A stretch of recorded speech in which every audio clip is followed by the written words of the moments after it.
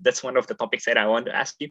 Like maybe they have different emphasizements, right, Prof. Jim? I think that's what makes this interesting, because in Indonesia, it is in the Reform Protestant traditions that Augustine philosophy in Indonesia taught so much in Reform churches. Yeah, that's interesting.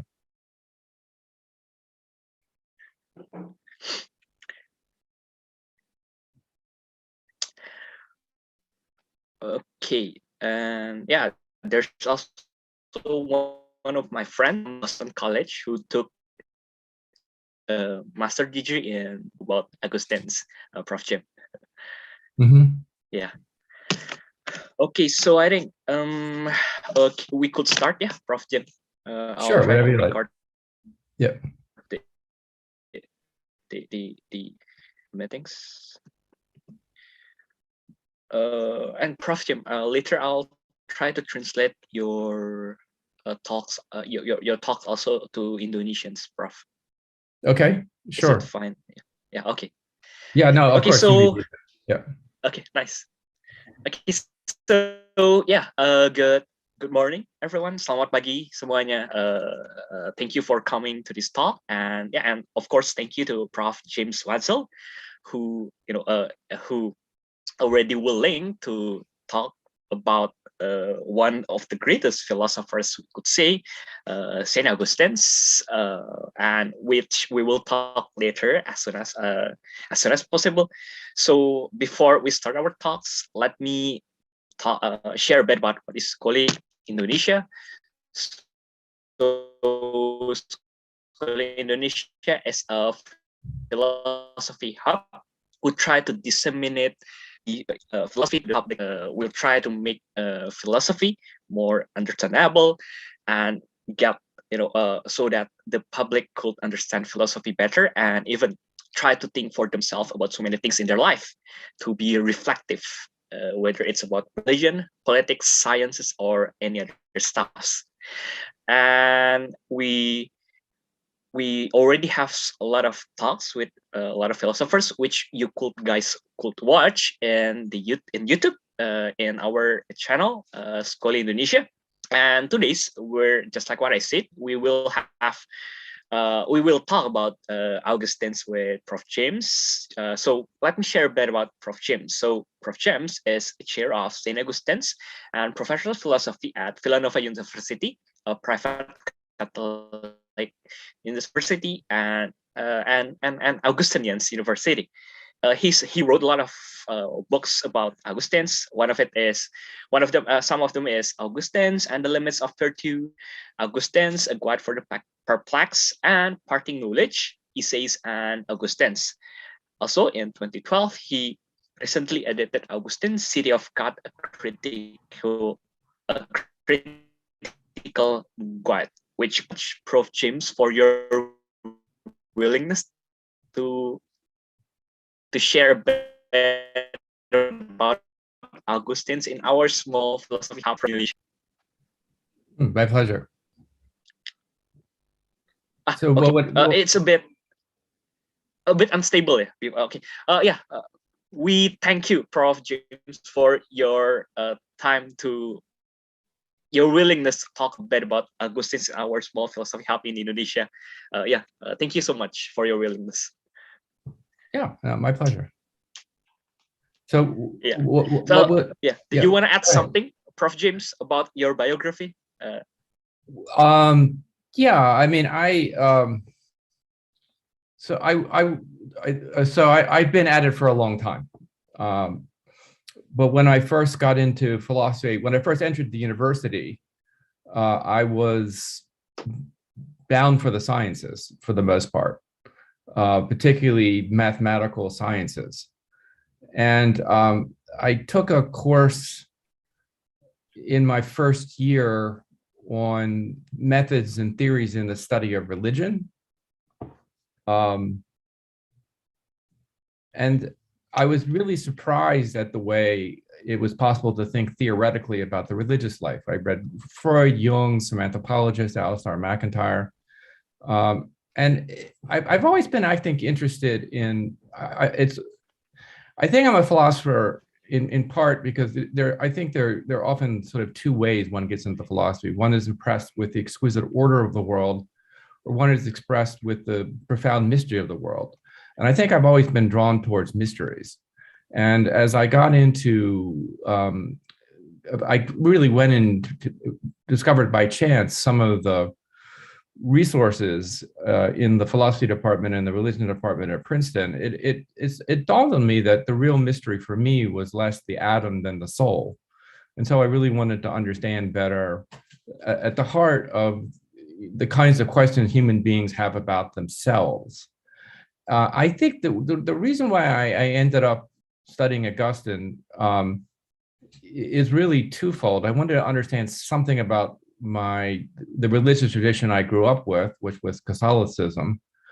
But more deeply, I was really, this is the early 80s when the philosophical climate of the American university was very much dominated by positivism, which was the view that science basically gives us our view of reality, and trying to venture too far out of that just ends up having you talk a lot of nonsense.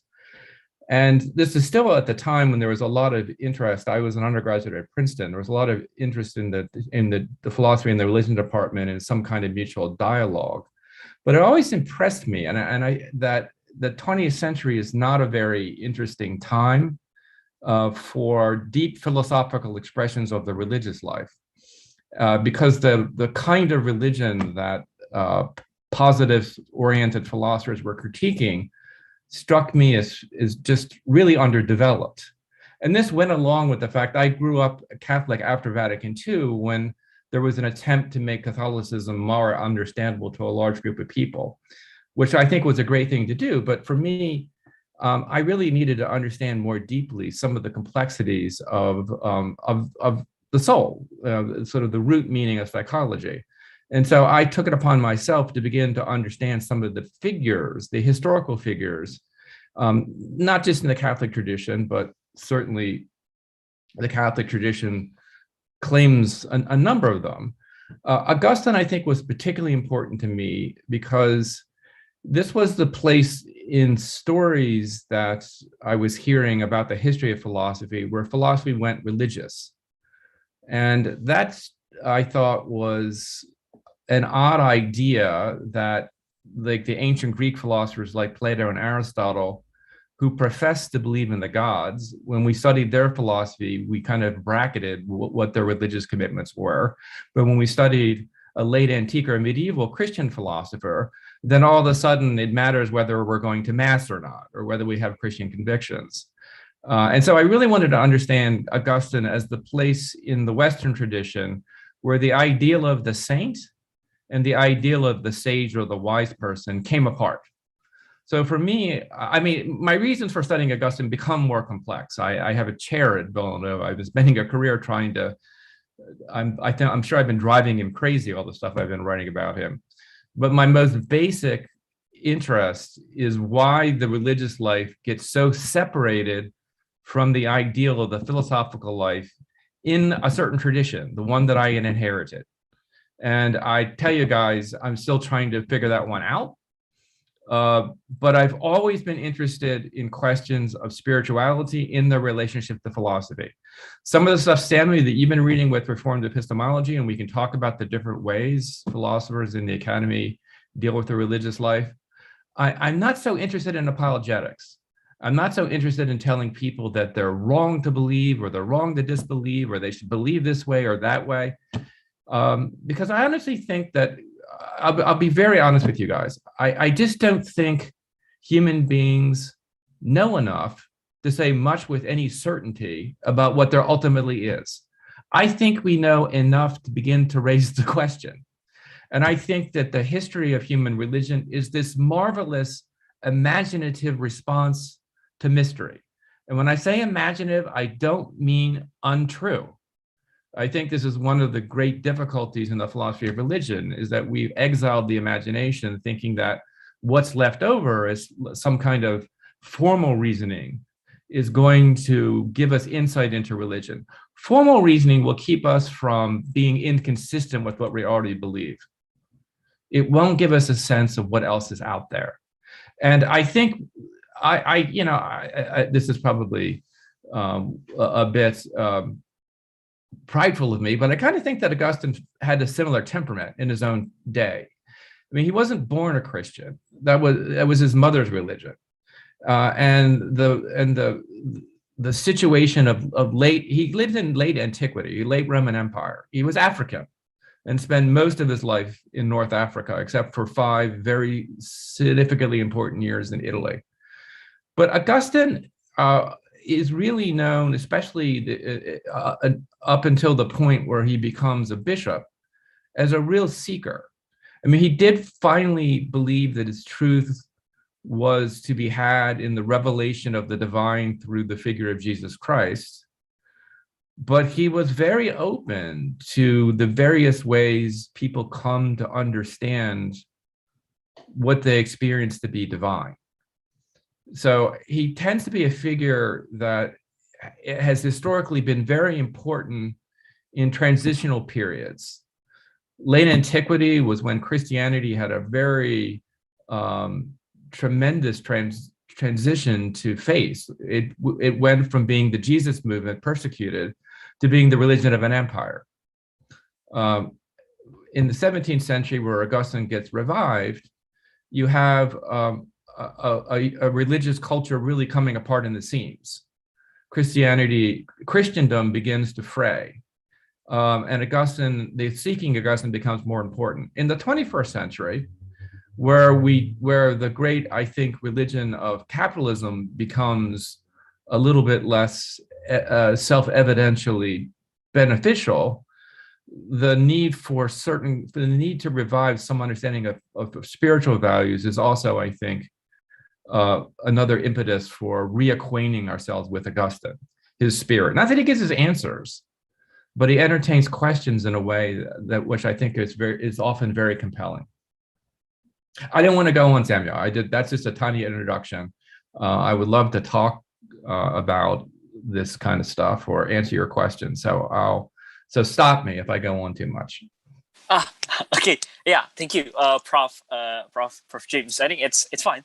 Thank you so much for that great introductions. The way you introduced to Augustine's, and also why you think it's also still important to talk about Augustine's, even though he came from the 4th century AD, and we're in our 21st century, and it's still relevant to talk about Augustine's. And I think just like what you say, that's what also we try to dig in some of the next questions. Thank you, Prof. James. Can I ask the first questions that I want to ask to you, Prof. James, right now? Yeah, absolutely. Okay. Okay. Thank you, Prof. James. So, just like what you said before that, you introduced to philosophy at the first time, because in the 80s, the way that logical positivism is in the rise, and the way that some people like just what you said before, like Plantinga, Wolstertoff, and some other guys try to defend quote unquote that religious language, faith, and stuff like that.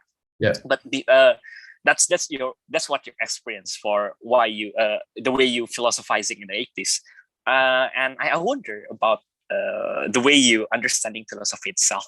Can you share a bit to us, just like what we already asked to another philosophers before? What is philosophy for you? Yeah, that one, I don't know if it's been the same thing for me my entire life, and I've come to I think I was hooked by it before I knew why. So in some ways, I'm trying to figure out that motivation. I think it's a form of discourse, I think, that's very open to knowing without having an agenda. So it's, there are many forms of knowledge that have technical uses, that you want to design a vaccine or make an electric car or design rocket ships that are safe enough for frequent travel, to other places, celestial places. I think there needs to be a space in human psychology for knowledge seeking that's simply contemplative, that simply gives us the idea that reminds us that although we don't live terribly long comparatively as intelligent animals, we do within that small period of time often have the chance to let our minds roam the cosmos and the mysteries of the psyche. And I think for me, I'm not saying that philosophy, this was always my experience of academic philosophy, but I've been a teacher. We're all we're PhDs. We're all doctors of philosophy. So in that sense of philosophy, that generally shared sense of philosophy, I think our task as teachers is to convey something of the joy of discovery. And I do worry about how much our institutions are bound up with business. Now, I'm not against business. All my family, my parents, my siblings, they're all in business. I'm the weirdo. I went in to teach academic philosophy. But really what I'm talking about is, I'm not saying that technical reasoning isn't important. It is. You really do want to have a workable vaccine in a car that is going to, not crash, not drive you into a lake. I don't deny that. But I think there's a contemplative dimension to human beings that philosophy really addresses. And I come to understand that, what I'm really interested in is what I would call continuing a wisdom tradition, which is really a tradition that sees the philosophical life as deeply enhancing your perception of who you are and what the nature that you're a part of, the other people that you're sharing it with, that you just begin to, I'll use sort of more psychological language, ancient psychological language. It's really about opening up the mind's eye. You often get the metaphors in philosophy that we want to see beyond the senses. Well, I don't have anything against the senses. The senses are amazing. I would like to keep mine very much.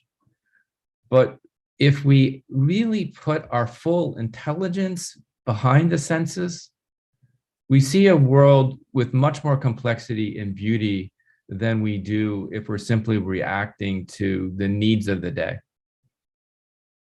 So I think philosophy is magnificently impractical in ways, because life is not just about work.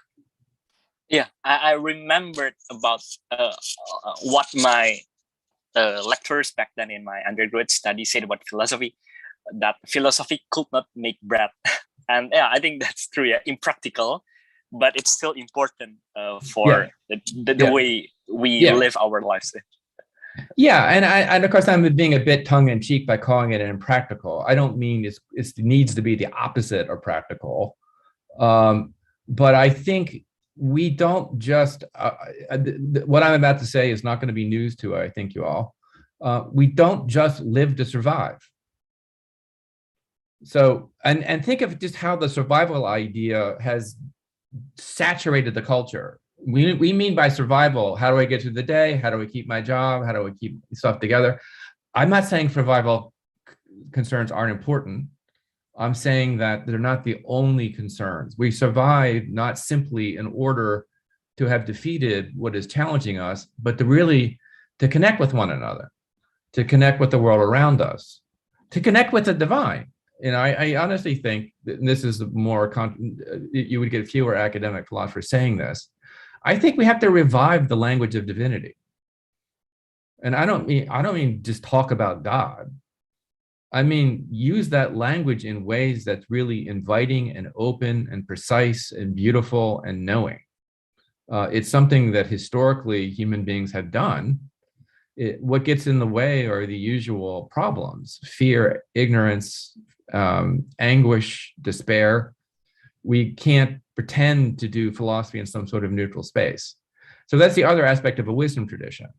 It's really helping one another within this tradition to live less out of fear and more out of the joy of discovery. Okay, thank you, Prof. James.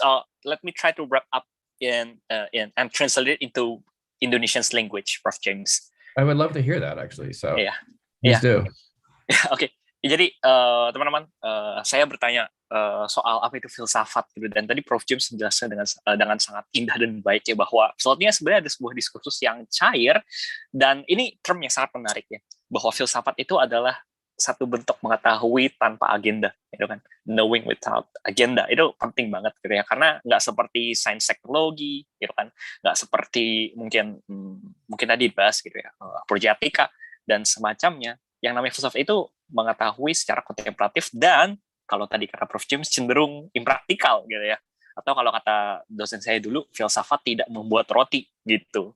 Jadi itulah filsafat gitu ya, mengetahui secara kontemplatif dan meskipun tidak berguna tanda kutip, ia sedemikian pentingnya gitu kan, karena kita sebagai manusia itu ya memiliki satu kebahagiaan di dalam menemukan yang namanya pengetahuan, gitu kan, the joy of discovery.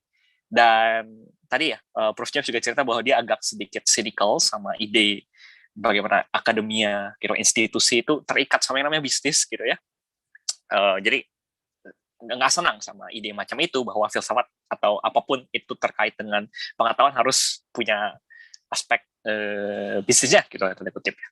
Jadi itu, dan iya yang mau dia kejar itu, dan salah satu minatnya itu adalah di filsafat terkait dengan tradisi kebijaksanaan gitu ya, bagaimana kita memikirkan siapa kita gitu kan, orang lain gitu kan, dan ya itu filsafat membuka mata dari akal gitu ya, opening one mind's eyes gitu kan, dan lewat dibukanya mata nalar kita atau mata akalnya kita, kompleksitas dan juga keindahan itu akan terbuka lebar di hadapan kita gitu ya. Wah, indah banget gitu ya.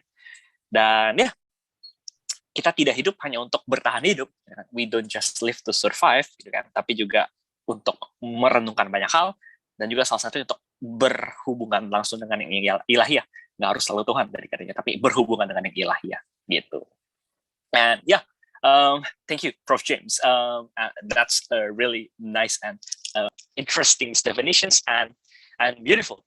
It's really beautiful to hear about this kind of stuff about philosophy. So, Prof. James, can you share a bit why at the end you try to decide to indulge in academic philosophy as your career choice your whole life? Can you share a bit about that? I can. So I've had two primary teaching appointments. I taught for 17 years at Colgate University, which is a liberal arts college, so smaller place in upstate New York. And this is now my 17th year at Villanova, which is a university that has a doctoral program in philosophy. And I don't, Samuel, to be honest, again, I think I wasn't very self-reflective initially about entering into the university. I really love studying philosophy and religious studies, the history of philosophy, the history of philosophy of science, philosophy of mind, all that stuff. And I figured, like, well, if I wanted to keep doing this, I had to apply to graduate school and get in. And I discovered that over the years, when I started teaching, that really teaching was an essential ingredient to my own philosophical life. That if I couldn't translate what I was thinking about in terms that others could share in, then it was a pretty good indication that I really didn't know what I was talking about. And so I think what I came to think of as, the reason for why I decided to do this in the academy, because I really do not believe that philosophy is the property of academic philosophers in the university. I don't believe that. I think what we have as a responsibility for those of us in the university is to create a space where the new generations can come to discover themselves and teach us things about their perceptions of the world and what they're getting and what they're not getting. So my desire to be an academic philosopher really has to do with my hope that the university can still be a space for higher values. That when, I mean, all the universities have these very exalted mottos. Villanova's is Unitas, Caritas, Veritas. Truth, unity, love. Those are higher values in the sense of like, okay, so what's better? Well, no, they're up there. So the question though is the university still a space where those values are important? And I think that's not a given. That's something which each generation has to renew. And I think we're in a period of human history where we need to actually go together. I think, by the way, Samuel, what you're doing, the Schole in Indonesia, is a preeminently philosophical activity. I mean, I'm in Philadelphia, 12 hours behind you. You're in Indonesia. We're through the distance of culture and physical geography and language, we're trying to understand one another for what reason? Other than it's a good to understand, that it brings out something powerful. So I'm not sure. So the short answer, Samuel, is there's part of me that still believes that universities, despite they're being drawn more into business economies, still can be places for contemplation of really allowing their students to not feel like they're being tested all the time, but they're given the trust to advance human perception. I still think the university can be that, but I also think it's tough, honestly, with the global inequities that have been the case for such a very long time, and with the move towards money being the highest value, it's trickier. But I think there'll always be some way of establishing a community that's philosophical, like the Schole that we're doing here. So I've become more self-conscious about the university context just by being in it so long. I recognize it has great benefits, and it has some real challenges as well. Well, thank you so much for saying this. I think this also what makes us as Schole to wanna do this stuff. We see philosophy separated with the public with this world called the academia, and we try to do these stuff for the public, just like what you say. And I think that's what also happened in Indonesia, Prof. James. Universitas Indonesia has also a great motto: Veritas, Probitas, and Justitia, truth, honesty, and justice. And but what happened is, it's so business-centered, and that's what all of the academia try to fight. I think for some of my professors and colleagues try to talk about to the public. And please let me translate to bahasa to Indonesians. Jadi teman-teman, menarik sekali gitu ya, alasan daripada Prof James untuk terus keep ada di dalam atau mencari karir, menseriusi karir di dalam bidang akademia adalah untuk dia masih punya kepercayaan gitu ya, bahwa yang namanya universitas gitu ya, institusi pendidikan itu adalah tempat yang masih bisa menjadi tempat aman bagi seseorang untuk menemukan hal-hal tersebut ya, kebenaran dan semacam, untuk bisa menjadi reflektif gitu. Jadi itu menarik banget ya, alasan yang buatku penting banget, karena dia merasa tadi ya banyak orientasi daripada universitas belakang ini umumnya ya soal bisnis dan bisnis saja gitu. Nah, dia masih mau mengusahakan hal itu, bahwa universitas filsafat itu kan masih menjadi hal yang penting di dalam institusi pendidikan gitu. Thank you, Prof James. And I translated already. So yeah, I'm going to move on to next questions, Prof. James. Sure. Now, yeah, we already talked about what is philosophy and why you choose to indulge in academic philosophy, your career. Now let's go to the specific things that we want to try to talk about, which is about Augustine's. Sure. So can you share? You already shared a bit actually in the first times about why you have interest in Augustine's, but can you share it a bit again about the reasons why you choose Augustine's, or you have that interest in Augustine's philosophy? Yeah, I mean, so I guess I can suggest two ways in which he's become of interest to me. One is his translation of Platonism into a religious ideal. Like, what was his, he wasn't a scholar by any means. He was a very gifted speaker, a professional rhetorician, who could have lived a fairly wealthy life if he stayed in that way. But I think the contradictions of his own psychology finally caught up with him. And so how he thinks of, I mean, I love Plato and Plotinus. And so I really want to understand Augustine as another turn in the Platonic wisdom tradition.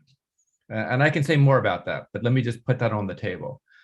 The other thing that puzzles me about him, and again, I've been studying him for some 40 years, and I think maybe the question requires more self-knowledge than I have. But I want to try to understand a bit better why he struggled so much with sexuality and sexual desire as an impediment to the philosophical life. I mean, he's not the only philosopher. First of all, I should say it's not just Christian philosophers who think that sex is an issue for philosophy. And it's not just Western ones. I mean, most wisdom traditions say you got to be a little bit careful with what you think you're being offered with sexual desire. I think Augustine struggles with this a great deal in his life. I'm particularly influenced by his account in the Confessions. He is one of the only church fathers, probably the only really major one, who fathered a child and actually outlived that child. When he was 18 and in Carthage, the big city in North Africa, it must have been a wild place actually to visit. And he was from a relatively isolated town called Tagaste that was inland. And so he got to Carthage, he was like, oh my God, I'm away from my parents, I've got book money. He found a girlfriend, he impregnated her. And he talked about, like, he was pretty wild and disciplined at that point in his life. But he also said that how much he loved having this son, and he loved the woman that he had the son with. And around his conversion, he felt like he had to end his relationship to his partner of some 13 years. And he and his son got baptized together along with Alypius, one of Augustine's closest friends. When they went back to Africa, Adeodatus died. He must have been around 17, I'd say. And I actually think that had a really huge effect on Augustine, in that he's one of the few philosophers of the late antique world who thinks that wisdom can take the form of grief. Almost no other philosopher thinks that. So I tend to think about sexuality in Augustine in a broader way than about and sexual desires narrowly defined, but more in the sense of ways in which we experience connection with one another that can feel soul-sustaining in one way and terrifying in another way. Okay, so let me stop there, because I don't want to just put too much on the table.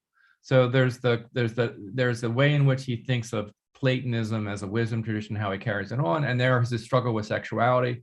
I don't think these things are disconnected, but those are the two, I think, broad topics that I go back to again and again when I write about Plato, when I write about Augustine. Okay, thank you, Prof. James. And let me translate.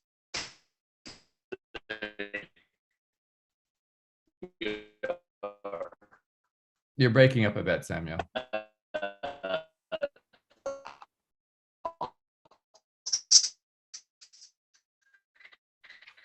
So,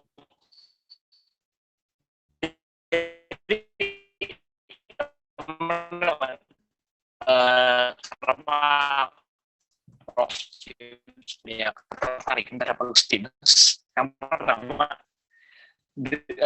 cara dari Agustinus menerjemahkan Plato. Oh, oke.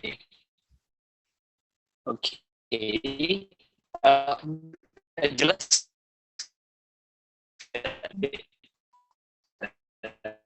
suara udah mulai lebih jelas. Suara mungkin jelas.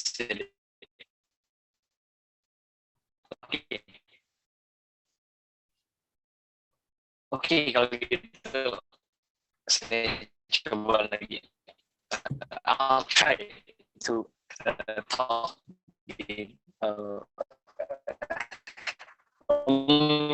I think the video is there's some there's some issues with the videos, but I think the audio is fine. Yeah.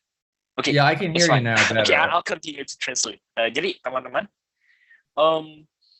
yang membuat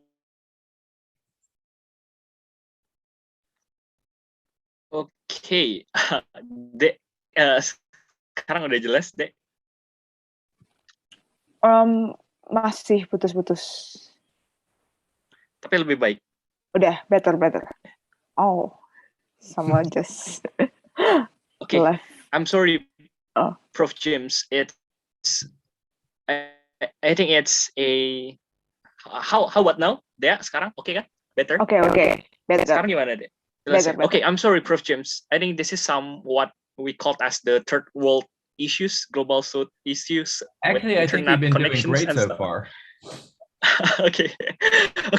So yeah, I'll doing to translate it again, yeah, Prof. James. I turn off my camera, but I think my audio is fine, yeah, right now. Yeah, your audio is clear now. Okay. So saya coba untuk jelasin ya, teman-teman. Yang pertama, yang membuat Prof. James tertarik dengan Plato Agustinus adalah bagaimana Agustinus menerjemahkan Plato ke dalam bahasa religius. Jadi kalau teman-teman tahu, Plato itu kan berasal dari Yunani, gitu ya, dan dia nggak punya upbringing agama tertentu, gitu ya. Tetapi yang mengagungkan atau menarik dari Agustinus adalah bagaimana dia menerjemahkan Plato ke dalam bahasa Kristen. Gitu. Nah, itu membuat dia tertarik. Karena Prof. James punya ketertarikan terhadap Platonisme dan Plotinus, gitu ya, salah satu tokoh Neo-Platonisme juga yang terkenal, gitu ya. Nah, yang kedua, selain penerimaan Plato ke dalam bahasa yang religius, ia juga tertarik karena Agustinus itu punya perhatian yang cukup besar terhadap isu seksualitas, gitu ya.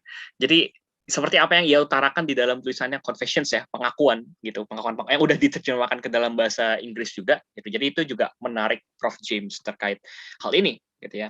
Dia pertama adalah satu-satunya bapak-bapak gereja yang punya anak, gitu kan. Nah, itu juga menarik buat dia. Nah, jadi isu seksualitas itu menarik karena buat dia pertama, ia bisa menjadi suatu hal yang terrifying atau mengerikan, atau kedua, ia juga menjadi self-sustaining atau menjadi suatu hal yang baik juga. Nah, jadi itu dua alasan, two reasons why Prof. James thought that Augustine's philosophy is something that interesting for him. And yeah, that's the reasons. Itulah alasan kenapa Prof. James itu menaruh ketertarikan ke dalam filsafat daripada si Agustinus itu sendiri. And yeah, Prof. James, for informations, Augustine's Confessions also already translated into bahasa Indonesia, into Indonesian language. Very nice. Yeah. Okay. So, Prof. James, can I continue to the next questions? You may. Can you hear me clearly? I can. Okay, I nice. can. Okay, I can thank you. hear you. Okay, nice. Okay, so yeah, that's the two reasons for you to have your interest in Augustine's. So now I want to continue with the way maybe not everyone here know about Augustine's. Maybe a lot of people here know about Augustine's, but maybe some of them don't know about him. So can you share a bit about about Augustine?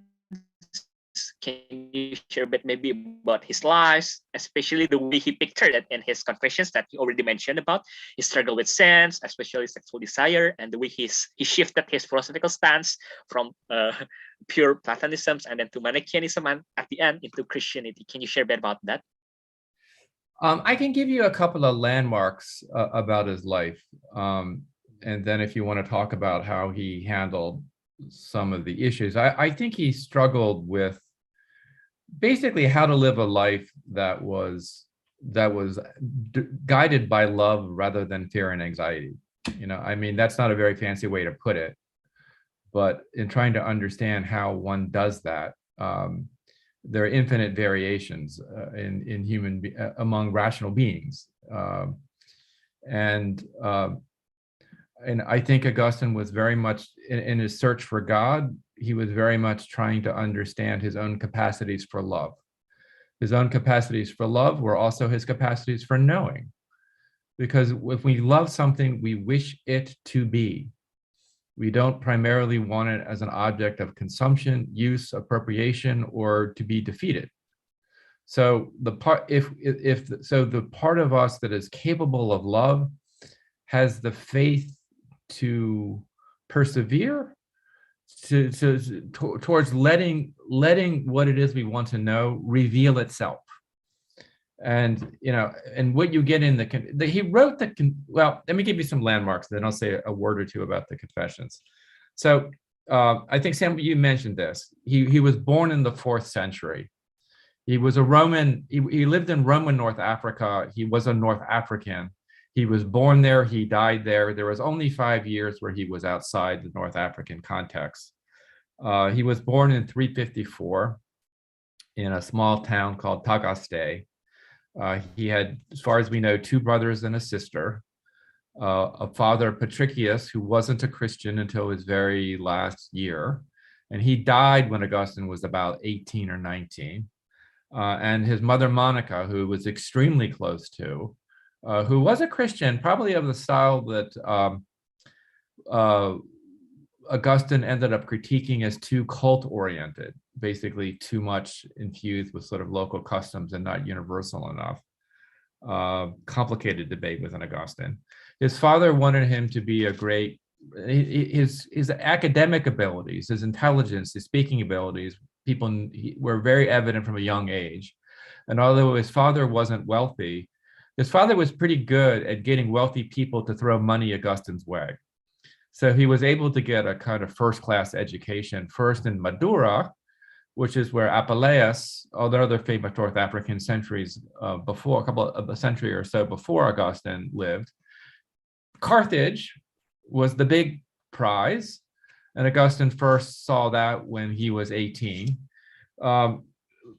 And I said that this is during those years that his son was born, Adeodatus, which is Latin for God's gift. That was the name of his son.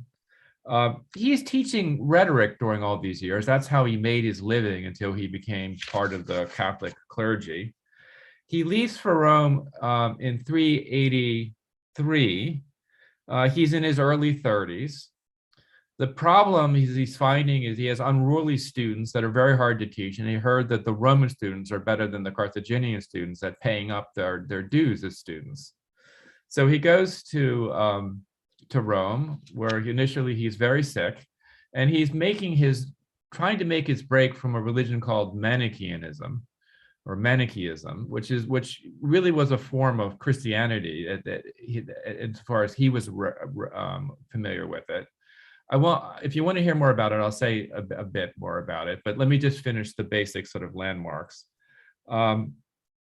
He eventually moved to Milan when he was in Italy, where he heard the sermons of Ambrose, and speaking in a way that gave Augustine a philosophical framework for reading scripture. He was always attached to scripture because of his mother's influence. And so when he was 18 and he read a dialogue of Cicero's that said, pursue the philosophical life, he said, yes, wisdom is my only goal. My one problem is the name of Christ never showed up in Cicero. Well, of course, historically, it wouldn't have showed up, but Augustine's making a point about how he had an intuition of wisdom that I think for him never could translate in solely philosophical terms.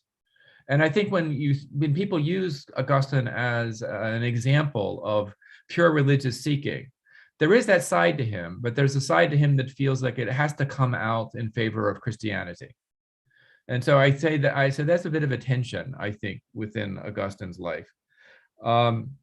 He reads what he calls the books of the Platonists while he's in Milan, and this really helps him come to terms with his version of the problem of evil.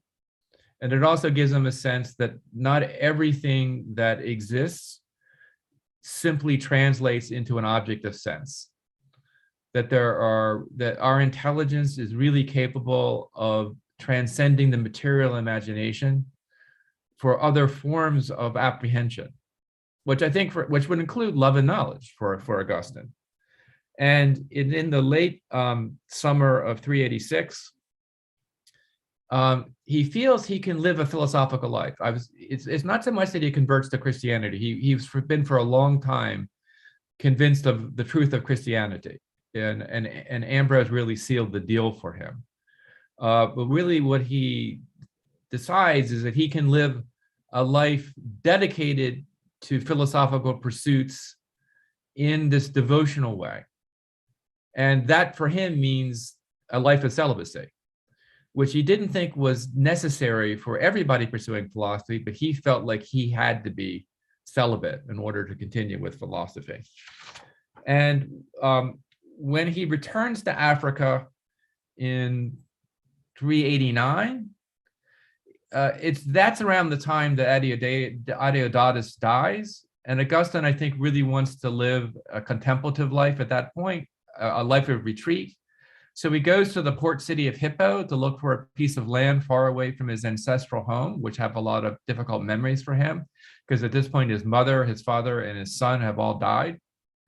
When he's in Hippo, he gets recognized because he's North Africans, actually, they know each other. And he was more or less convinced to be a priest. This is around 391. Towards the end of that decade, 396, he ends up inheriting the bishop, the episcopate, the bishopric of Hippo.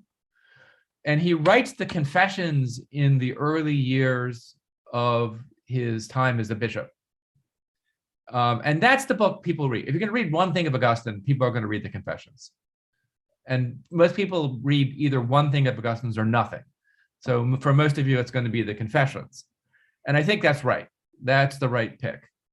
And I think for Augustine, he wrote the Confessions, which is remarkably revealing of his own faults and difficulties and hesitations.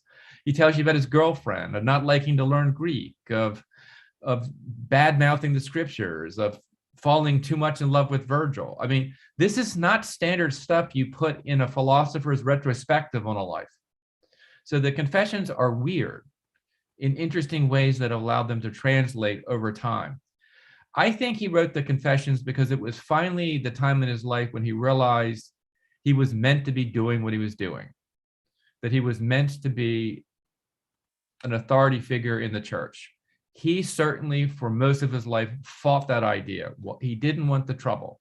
He didn't want the burden of authority. But I think in his early 40s, when he's writing his Confessions, he's giving you some sense of his own idiosyncratic way. He wants to give you this idea that someone as imperfect as he is can mediate something divine, can mediate the sacraments. And that's the Augustine of the Confessions. And he, as a bishop, he writes a lot. He travels a lot in North Africa. He doesn't go back to Italy. And he has a lot of fights with other people with different versions of Christianity. and he dies in 430 in his late 70s, which is pretty old for a late antique figure, when the Vandals are on the verge of, the Vandals are, they have a different kind of Christianity than Augustine has. They're on the verge of taking over the port city of Hippo.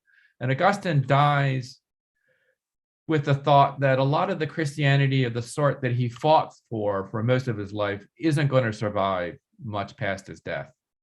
And so there's a kind of poignancy with the way that he ends his life, which is part of actually what makes him appealing, is that he knew about his imperfections. He understood something about the human propensity towards doing things that we, in retrospect, cause us grief, and we try to forgive and we try to learn, and we never seem to get it quite right, but there's something in us that keeps looking for the light. And that's Augustine. That's Augustine's personality. Oh, okay. Thank you, Prof. James. And let me translate it first. Oh, good luck. I agree. No, I take some notes. So yeah, okay, it's fine. Yeah. I'm not going to check the translation anyway. I think that's interesting to talk about that way. And also the way you talk about confessions. That's also the first book that I read about Augustine's. And after that, I read some James K. Smith books. And the most quotable part of Augustine's in the first page, I think, our heart is restless until it rests in you. I think that's yeah. I think it's really quotable, and it even I have this in the back of my mind always. Okay, let me translate it. That short biography of Augustine's. Jadi pertama-tama ini tadi ada pernyataan yang menarik sekali gitu ya, bahwa untuk mengasihi adalah untuk mengetahui gitu kan. Itu keren banget gitu ya. Salah satu hal yang menjadi perhatian Agustinus juga, dan apa yang Agustinus pahami soal mengetahui gitu. Tadi ya, seperti yang tadi saya kutip,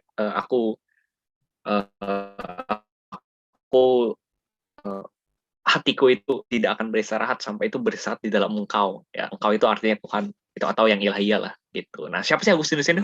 Jadi Agustinus ini adalah seorang bapak gereja yang berasal dari Hippo, Afrika Utara. Tapi sebelumnya ia adalah seseorang yang lahir di Kartage, itu juga di Afrika Utara, dan sedari kecil udah kelihatan nih kemampuan akademiknya si Agustinus gitu kan ya. Dan selain itu Agustinus ini punya orang tua yang kaya gitu. Jadi memang kalau belajar filsafat enaknya udah kaya dulu gitu ya. Jadi katanya dikasih banyak uang gitu untuk belajar filsafat gitu kan, dan pada akhirnya dia juga mengajar retorika, dan tahun 383 dia pergi ke Roma, dan di sana ia sedang kabur dari suatu kultus yang namanya Manikianisme, yang adalah ternyata satu bentuk kekristenan juga, yang nanti mungkin kita bisa kerja lebih lanjut gitu ya.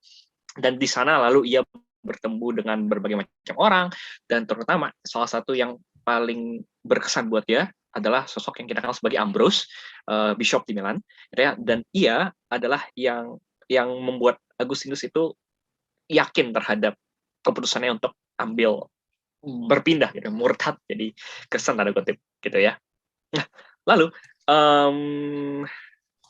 menarik gitu ya, bahwa ternyata Agustinus memang punya ketertarikan terhadap kekristenan dari dulu, dan mengutip dan dia ngomong gitu ya, dia sayangnya tidak menemukan Kristus di kebijaksananya Cicero, yang mana tentu saja nggak akan, karena secara historis beda gitu ya. Yang nanti dia juga punya perhatian terhadap permasalahan kejahatan dan semacamnya gitu kan. Lalu pada akhirnya yang tadi ya, tobat karena Ambrose, ia tobat gitu kan, terus akhirnya memutuskan untuk mengejar filsafat secara devosional dengan hidup selibat gitu. Nah, ini mungkin bisa jadi opsi lu juga deh untuk hidup selibat ke depannya. Enggak, bercanda. Lalu kemudian tahun 389 anaknya mati. Terus ya udah gitu kan, benar-benar dia nggak ada pilihan, tanda kutip sebenarnya nggak ada pilihan lain ya. Akhirnya memutuskan untuk jadi imam gitu kan ya, untuk hidup jadi otoritas, yang mana sebenarnya ia hindari sedari dahulu. Dan sejak saat itu nggak pernah balik ke Eropa, Italia, dan kebanyakan waktunya ia habiskan di Afrika Utara atau di Hippo secara khusus gitu. Nah, jadi itu kisah daripada Agustinus secara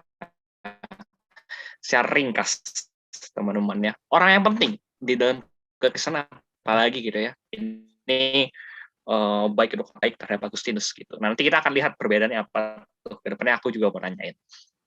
Okay, thank you, Prof. James, for your that short bio of Augustine's. I want to chase that one that you said about that Manichaeanisms. Can you share also Yeah, I hear more you. about Yeah. Manichaeanisms and yeah. So I'll say something quick about it. So Manichaeanism was basically a form of Gnosticism. And it's like, well, what is Gnosticism? Well, Gnosticism comes from the Greek word gnosis. And gnosis is knowledge, but it's a particular kind of knowledge. It's knowledge of what is most familiar to you, but you haven't recognized it yet. So gnosis would be like discovering, like, oh my God, we're family. It differs from Greek episteme, which is more like abstracted, stay back. So Gnosticism is really, it's a philosophical and religious disposition. It really sees self-knowledge as the route to salvation. So if I just was familiar with the highest part of my soul, I would be at home and I would be happy. And when in Gnosticism, it really is not so much a matter of what you do; it's a matter of who you essentially are. If you're made to be saved, if you have a higher soul, then you will. If you don't, if your soul is tied to something darker and more laborious, then you won't. And so you can see why this has got some appeal. And I actually think it's not something that you simply refute or embrace. It's an aspect of the human religious experience. For Augustine, it was very appealing. This idea that if he just got to know himself better, he would be great, he'd be fine. I think where Gnosticism becomes limiting for him is he came to think that he has to understand his sin as much as his virtue. And that, so this is where Augustine becomes, he sounds kind of modern. You got to begin, you can't just defeat your demons because your demons really need to be understood. So it's sort of like in a way, it's a deeper form of Gnosticism that he comes to. Is like you really need to understand what gives you trouble as a human being, your interior struggles. They're not just bad, they're trying to teach you something. And that if you could try to understand them, yourself would evolve in ways that made you where you were seen more like home. Gnosticism that he understood was sort of Gnosticism without a lot of ambition. It's like, if it felt bad, it's not you, don't worry about it. And if you follow that track and you realize that that's your main way of feeling good about yourself, is you get rid of the bad parts, you're probably going to discover that your world mostly feels bad to you and that you should be someplace else. And that's another aspect of Gnosticism. It really is the idea that you've fallen into a world that's really not your own. And if you understood yourself better, you realize this is the wrong place, so go find the right place. So with Augustine, this gets into the complicated play of, as a Christian, how much should he affirm the world in which he is born? How much should he affirm some notion of heaven? And this is, I think, unresolved in Augustine because his Gnosticism is unresolved. Okay, thank you, Prof. James. Let me try to translate it. Jadi teman-teman, Manichaeanisme itu yang tadi disebut sama Prof. James itu adalah salah satu posisi filosofis yang pernah dipegang Augustinus sebelumnya menjadi seorang Kristen, gitu ya. Nah, Manichaeanisme itu adalah satu bentuk Gnosticisme yang pada artinya sebenarnya gnostik itu pengetahuan gitu. Tapi ini beda sama epistem yang ada di dalam filsafat Yunani yang lainnya gitu. Epistem itu nuansanya lebih ke itu ya, pengetahuan proposisional dan semacamnya. Tapi gnostik ini itu nuansanya lebih apa ya, religius bisa dibilang seperti itu gitu. Nah, jadi Gnosticisme percaya bahwa yang namanya self knowledge atau pengetahuan mengenai diri sendiri adalah suatu jalan untuk menuju yang namanya keselamatan. Gitu. Jadi mengenal diri sendiri gitu ya, untuk mencapai yang namanya keselamatan. Gitu. Nah, permasalahannya adalah ketika Agustinus mulai apa ya, bertemu dengan ide soal bukan bertemu sih, pergumulannya Agustinus itu ada di dalam konteks bagaimana dengan konteks soal dosa gitu kan, apakah mengubah diri sendiri dan semacam. Jadi dia merasa bahwa untuk mengalahkan dia dia harus ada hal yang memang harus diubah dari dirinya sendiri, itu yang tidak ia bisa damai sama Gnosticisme atau Manikianisme itu sendiri, gitu loh.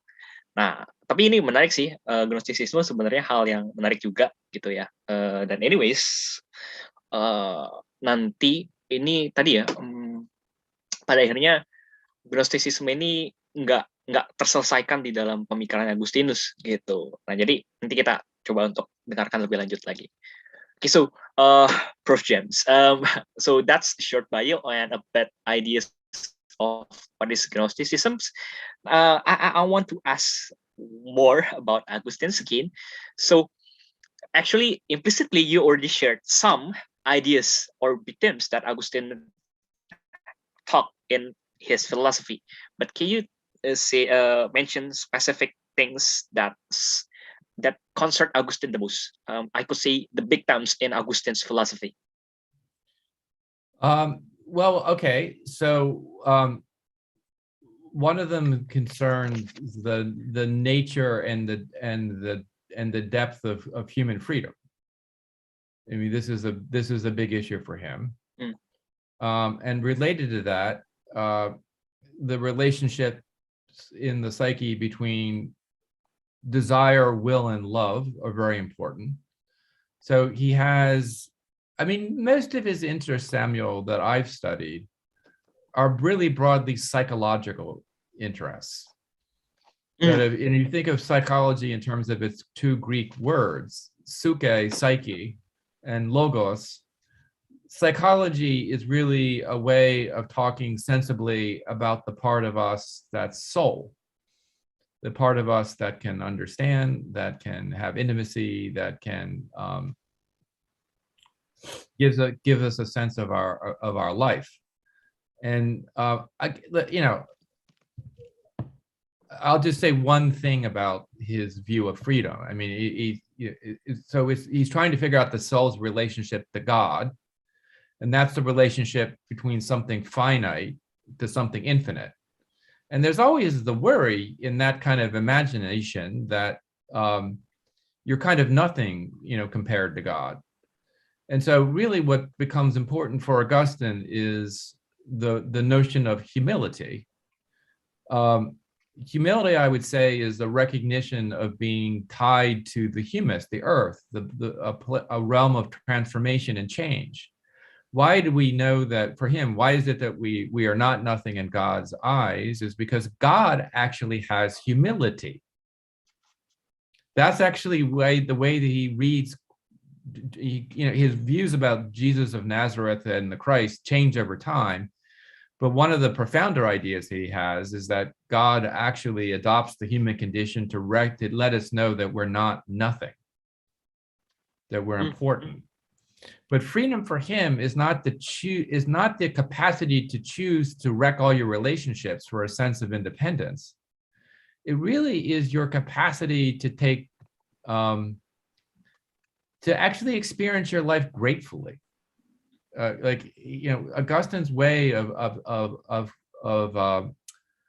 defining the virtues, which is a big part of his moral psychology, is that they're all forms of gratitude.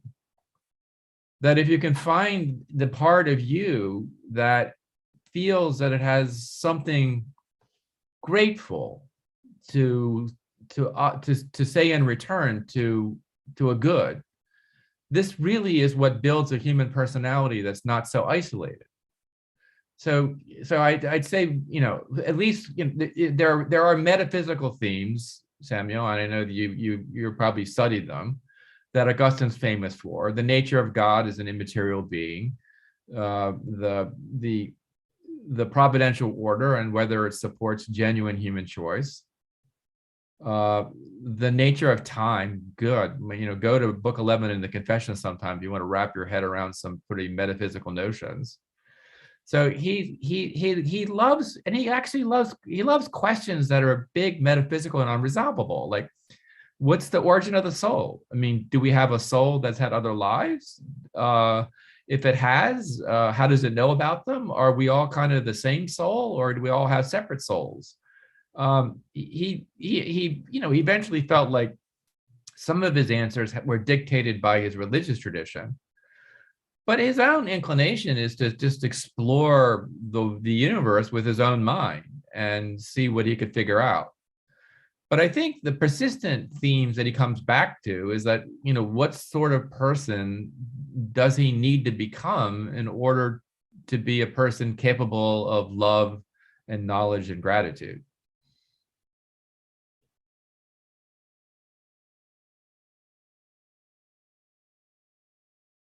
And I think the Thank you, confessions, Prof. James. the confessions are where he tries to give you a sense of his struggle with that. Yeah. All right. Okay. Can I translate first, Prof. James? Oh, absolutely. Oke. Iya, jadi teman-teman, apa sih tema-tema besar di dalam filsafat Agustinus? Yang paling pertama, yang paling penting adalah hubungan antara hasrat, kehendak, dan cinta. Antara desires, wills, and love. Gitu. Itu tiga tema yang membuat Agustinus tertarik gitu ya. Dan ini nuansanya itu sangat psikologis, tapi beda seperti psikologis yang kita bayangkan gitu ya. Bukan psikologis yang bagaimana yang ada di kayak kampus sekarang gitu, tapi soal bagaimana kita mempunyai pengetahuan akan yang namanya bagian yang ia sebut sebagai jiwa itu sendiri gitu. Jadi itu yang Agustinus pahami, tema penting di dalam Agustinus. Kita kan juga bagaimana hubungan antara Tuhan dan manusia, itu kan bahwa kita dibandingkan dengan Tuhan itu kan sama sekali nggak tahu apa-apa. Kan bagaimana itu menjadikan kita rendah hati, kesadaran akan segala keterbatasan kita, dan juga itu adalah kemungkinan bagi kita untuk bisa berubah intinya, itu kan. Dan tadi juga menarik ya, kalau nggak salah ya, Abel atau Dea nanti tolong koreksi ya, bahwa dalam konteks Agustinus ada satu bentuk kerendahan hatian, humility dalam Tuhan itu sendiri. Kalau aku nggak salah dengar ya, kayaknya itu tadi sempat dirujuk ya. Nah itu menarik gitu, diomongin sama Agustinus. Juga bagaimana tema-tema metafisika lainnya, gitu kan ya, Tuhan sebagai yang imaterial itu bagaimana, gitu kan. Juga soal waktu, itu di dalam buku ke-11 ya, daripada Confessions Agustinus, itu kan ngomongin soal waktu kan. Kalau kamu aku tahu waktu itu apa, tapi kalau kamu tanya waktu itu apa, aku nggak tahu gitu. Ya aneh banget. Lanjut soal jiwa gitu kan, dan juga soal bagaimana aku harus menjadi. Tapi pada akhirnya intinya daripada segala filsafat Agustinus adalah bagaimana ia bisa menjadi seseorang yang mengetahui, penuh dengan ucapan syukur dan penuh dengan kasih. Wah indah banget. Agustinus memang indah banget sih. Itu juga yang buat saya tertarik banget sama Agustinus sih. Prof. James, thank you. I have one question regarding the some interpretations between the, let's say, people from the Reformed traditions and Catholics. Do you think there are differences, emphasizements between them, especially regarding the connections between will, desires, and love? Maybe the way Calvin interpreted Augustine and some people, Christians, Protestants, and the Catholics? Well, that's a big question. I'll give you a piece of it. So I told you, Samuel, that I spent a year at Notre Dame earlier in my career when Alvin Flanagan was very active in Notre Dame's philosophy department. David Burrell was also very active there. He's an Aquinas scholar. And I really was puzzled by why the Notre Dame philosophy department was basically being taken over by Reformed epistemologists, that is basically Flanagan and his students. I think the answer has to do with the cultural alliance between conservative evangelicals and conservative Catholics, which is a sociological, I think, claim. So I'm going to give you a more abstractly philosophical observation. Where I think Catholics and Reformed theologians have historically been different is on the legitimacy of natural theology. Like basically the Reformed intellectuals distrust it. So Calvin talked about a sensus divinitatis, a sense of divinity that all human beings have simply by being human. But that sense isn't going to keep you from being damned for Calvin. It's not enough. And he doesn't think you can build on it. Not from, if you think of your reason as sort of a personal, as your will, is like your will to make your own truth and make your own value. Calvin was like, Remember Augustine? He talked about grace and the need to be grateful. Is like you need to be, so the Reformed emphasis is on the reception of unmerited power and goodness from the divine. And honestly, philosophers in the Western tradition don't really know what to do with that by and large, and basically see it as a move towards a religious solution to a philosophical issue.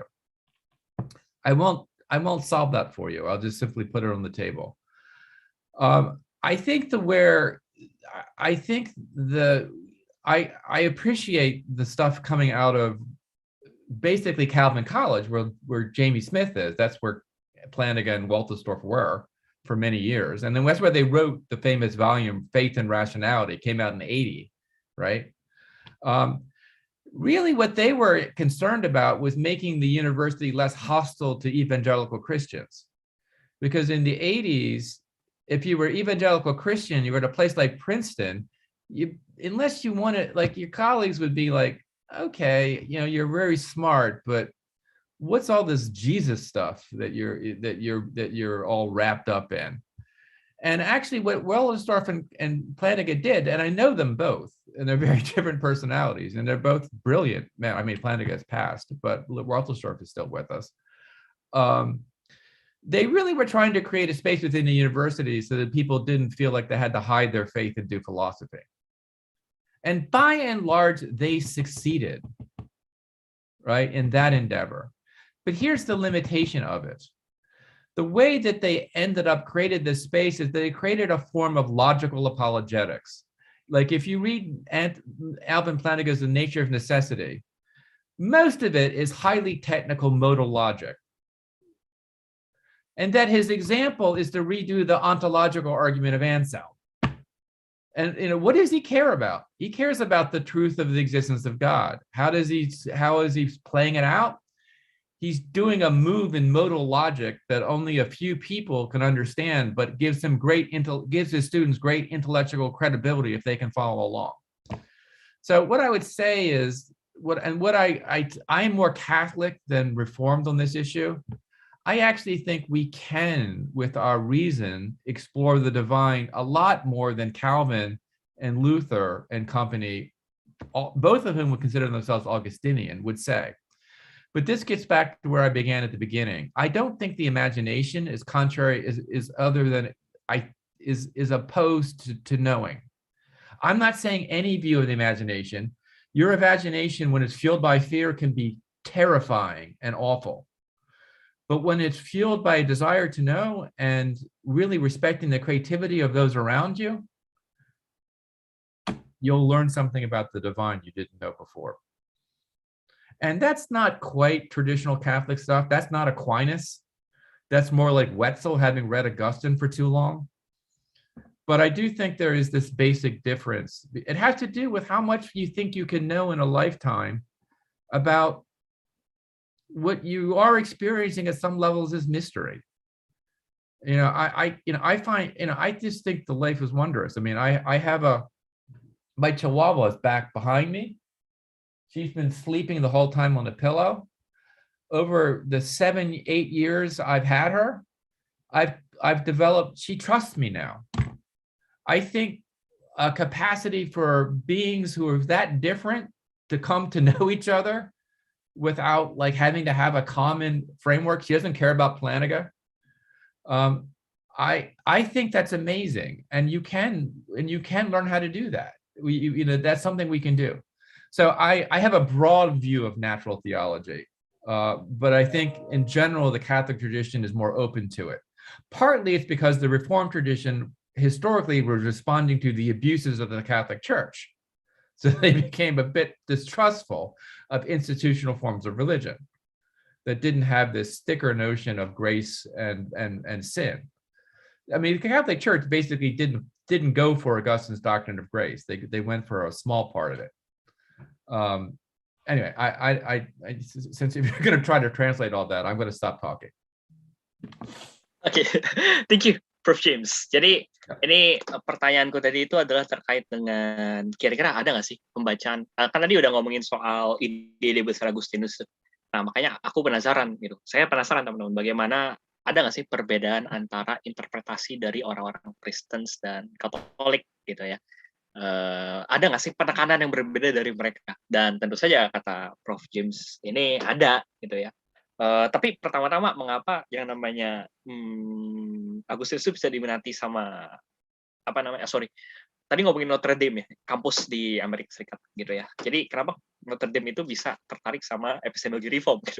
Karena menurut dia ini ada satu bentuk aliansi budaya gitu ya antara Kristen Injili dan Katolik konservatif gitu. Ini menarik sih. Jadi ini lebih sosiologis dan politis ya. Jadi ini nggak terlalu penting. Cuma menurut dia lebih lanjut lagi gitu. Kenapa ada perbedaan antara apa yang membedakan antara tradisi reform Kristen sama Katolik itu penekanan terhadap teologi natural gitu kan. Kalau orang reform itu umumnya punya apa ya, bukan sinis ya, tapi agak negatif gitu ya sama pendekatan teologi natural gitu.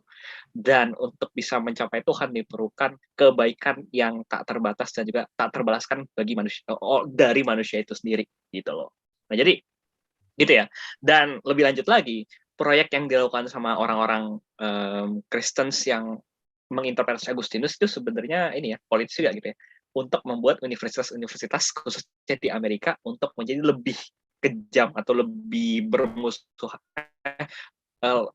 sedikit tidak menjadi kejam atau menaruh kecurigaan dan juga permusuhan terhadap Kristen-Kristen Injili gitu lah. Jadi sifatnya begitu gitu ya. Misalnya kalau kalian baca Nature of Necessity-nya Alvin Plantinga itu benar-benar menggunakan logika modal yang kering banget gitu. Mungkin Abel pernah baca gitu kan. Itu benar-benar capek gitu bacanya gitu loh. Melelahkan sekali dan ya itu cara dia untuk menciptakan yang namanya kalau kata Prof James tadi apologika yang logical sebenarnya.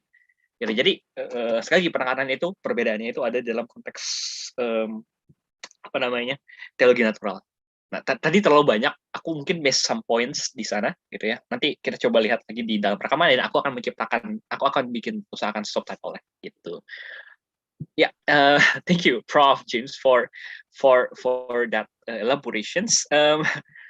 So now I want you already shared some big terms in Augustine's thoughts. Now, what I want you to share more is maybe how could Augustine philosophy, an idea which was already hundreds of years old, almost 2,000 years old, could be relevant for us, someone who lived in the 21st century? Can you why is it still important, or why Augustine's someone still worth it for us academicians or even lay people to think about Augustinian's thoughts?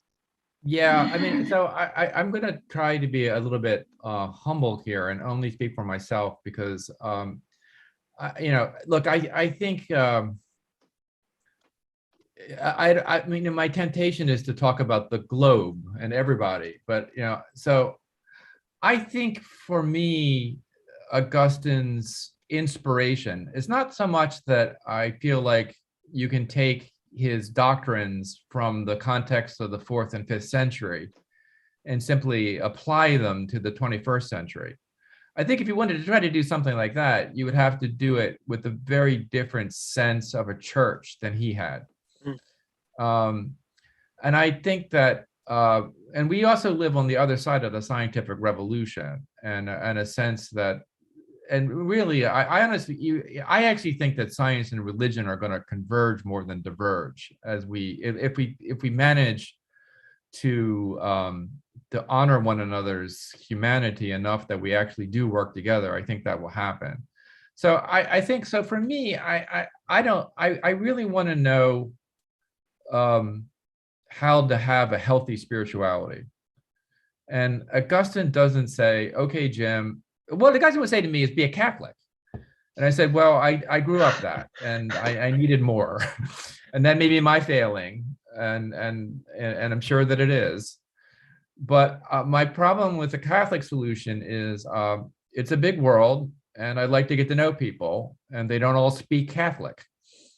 And I don't think, and I do believe, you want to know, what I think. I do believe that there are genuine religious revelations that happen in history and across cultures, and different peoples at different times are entrusted with taking care of them. But things get difficult when they become possessions that we guard against other people or that we lord over other people. And Augustine can, to some degree, be a negative example here, is I think as he got tired and the demands became more difficult, and he lived in a very contentious time of history, he resorted more and more to like what the church teaches, and everybody needs to simply agree. And I think, no, frankly, I don't think that you can coerce religious truths. I don't think you can coerce truths, period. I think philosophy is the arena of non-coercion. It's an arena of freedom. So is religion. That makes us all vulnerable to people who think that power is power over people. I don't know how to solve that one. Augustine tried to live with it, and he lived with it with a certain kind of integrity that I think we can learn from. But I would say in general, study all human history as much as you can. Study the history of traditions across cultures. What we're doing now is tremendously important.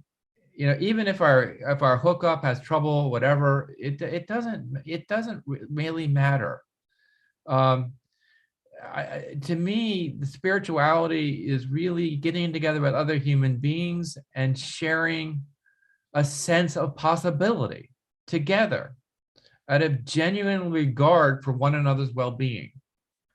Look, that's much easier to say than it is to accomplish. So Augustine, presenting himself as a very flawed individual who knew he did not see all the blindnesses he suffered from, I think that's something to keep in mind even in the 21st century. With his mania on perfecting things, is like, you know, you can get from broken vessels extraordinary beauty and sustenance. You know, being a saint or a sage is not about being perfect. It's about where your heart goes. It's about what you love. And I think, you know, Augustine is important for that. Also, I would say as a side note, we need a new notion of what the Western tradition is all about. Augustine gets depicted like he's some kind of medieval European bishop. He's not. He's a North African priest, reluctant priest, who had to deal with all kinds of things and really understood the false claims for universalism in Roman culture. You know, where everybody, the best thing to be was to be Roman. Augustine didn't buy that. And I think, you know, especially the States, which is a waning empire, definitely, I think, you know, some of his skepticism about political power is also, I think, very useful to keep in mind. Okay, thank you, Prof. James. I think that's wonderful, the way that to be sensed, you don't have to be perfect to be faith. You don't have to be a perfect one to be a saint, but it's about who you love. Okay, I'll translate Prof. James for the audiences.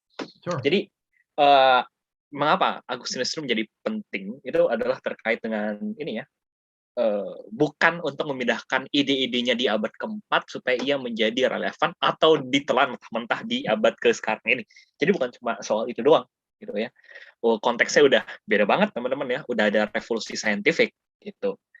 Dan tadi lebih jauh lagi Agustinus juga merasa kalau yang penting itu kan adalah untuk apa ya? Jadi Agustinus mengajarkan juga soal yang penting itu salah satunya soal spiritualitas sehat. Tapi kan kalau buat Agustinus spiritualitas yang sehat gimana caranya jadi Katolik, dan Prof James gak setuju dan gak agree sama hal tersebut gitu ya, bahwa ya dia percaya bahwa ada pewahyuan religius yang lainnya yang mungkin terjadi di dalam kultur-kultur atau budaya-budaya lain gitu. Jadi nggak happen atau terjadi di Eropa gitu, atau di satu budaya tertentu gitu, tapi di berbagai ragam budaya yang ada, bahkan termasuk mungkin di Nusantara gitu ya.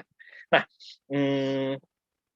dan itu yang penting dan menarik gitu ya, bahwa yang harus diusahakan sama-sama adalah bahwa yang namanya filsafat itu adalah tempat di mana adanya ruang aman, di mana yang namanya ide atau pengetahuan itu tanpa kekerasan atau non koersi gitu ya, di mana kita harus belajar penuh dengan kerapuhan dan juga integritas. Dan menurut Prof James, Agustinus melakukannya dengan baik, bahwa ia menunjukkan dirinya sebagai sosok yang penuh dengan kekurangan gitu kan ya, bahwa memang dia punya kebutaan tertentu dan semacamnya. Dan tadi ya, statement yang menarik banget, untuk menjadi seorang kudus, kalian tuh nggak harus sempurna gitu ya. Ini bukan soal kamu, tapi soal siapa yang kamu cipta. Wah, itu kan indah banget. Gitu. Jadi, itu yang bisa kita pelajari dari Agustinus dan juga kehidupannya dan juga pemikiran-pemikirannya. So, yeah, Prof. James, can I say that maybe that's the thing that we call as intellectual humility is something just important also? Yeah. Yep. Okay, Prof. James, I'll ask, it is my last questions, final questions, but I think my colleagues have another questions later. So do you have any tips for someone who wants to start to learn Augustine's? Any recommendations to it from Augustine's writing or from other commentators of Augustine's?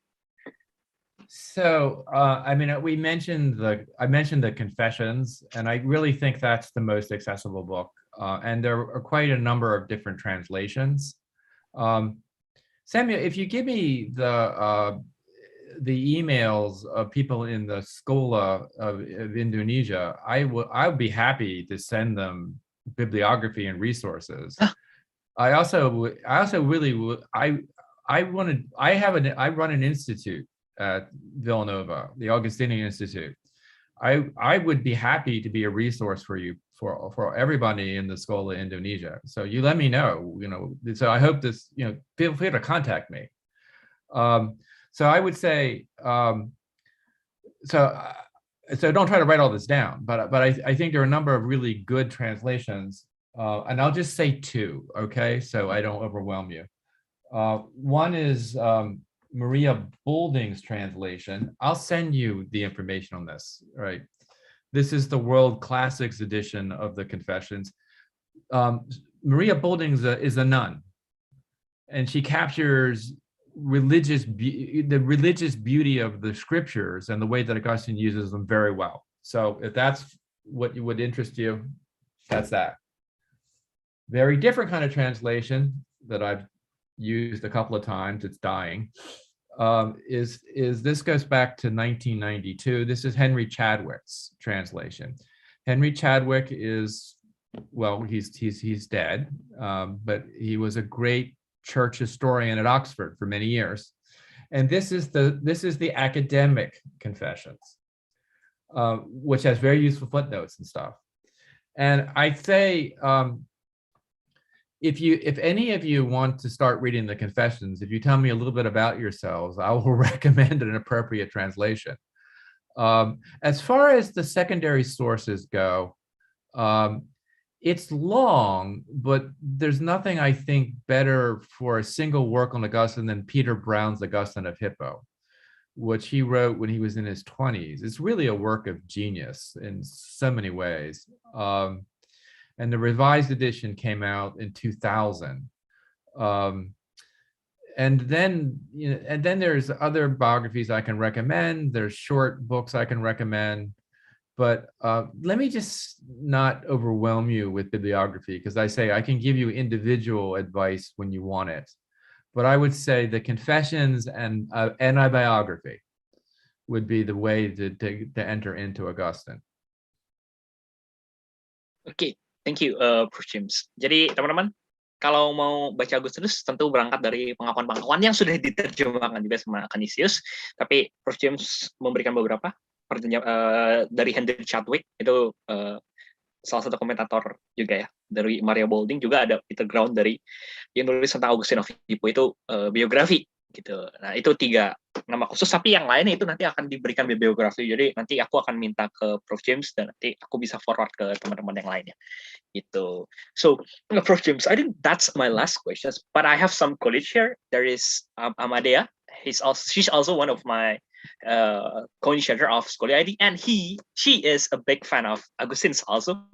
And there's great. Abel. Yeah, he currently She. no Abel. Oh, No, Amelia okay. is a she, but Abel took his graduate studies in Boston College. Maybe Okay. Dea or Abel, you wanna ask something? Mungkin Dea dulu deh. You have any questions? Okay. Prof. Wetzel, I'm so glad to meet you. Because I'm a fan girl of Augustine, and I have a dream that I can study at Villanova later. Yeah, I read some of Augustine books. Yeah. Especially Confessions, City of God, Soliloquia, Contra Yeah. Academicos, and Yeah. so on. But on City of God, at book 5 especially, Yeah. 1 to 10, book 1 to 10, um I see that Augustine frequently speaking about Stoicism, Yes. Stoicism and paganism. Yes. And I wonder that Augustine maybe have a critic for Stoicism, Oh, definitely. especially about soul maybe. But I want to make sure at book 5 that Augustine mentioned about the critic of astrology, the critic about a worldview of Roman civilization, about faith. Yeah. So what's about that? What's the real meaning about that? Because I read City of God, and so I'm wonder what specifically Augustine want to tell about Stoicism, Yeah. the critic of him about Stoicism, and the critic of him Yeah. about paganism of Roman civilization. Yeah. Yeah. So he is a critic of Stoicism. And I mentioned earlier that he's very unusual, given the philosophical climate of his day, to think that a wise person would still be liable to the experience of grief. Now, so he was attracted to, I think, the core of the Stoic ambitions when he was younger.